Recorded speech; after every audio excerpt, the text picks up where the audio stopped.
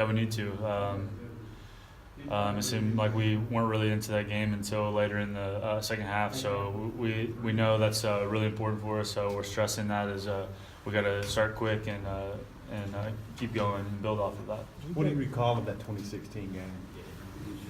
We didn't punt. I don't think we punted the ball at all, did we? And I mean, I know our offense was on fire that night. So I mean, that was obviously a really good game for us. You guys seem to have success when you go hurry up. At least what we've seen from you guys.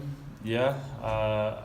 I think a lot of that has to do with because that's kind of our motto. If we get a big play, we're gonna keep going and try to pick up this pace. But I think that's the key thing is just getting that first big play and building off that. And it seemed like we were just a couple blocks away, or maybe a pass in the right spot away from kind of getting that going early on. And I think that's what we're gonna need to do this week.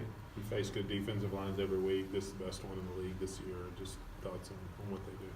Yeah, I think statistically they are definitely the best, and they're good. They're really good, but I think we have a good game plan set right now, and we're gonna keep building on that. And it's just on us going out and executing it. CJ had 14 targets on Saturday. I know you feel comfortable throwing to him, but Joe was saying it was a kind of a product of man, and some of the other big plays were against zone. What are your thoughts on that? Yeah, I mean it was definitely a matchup thing.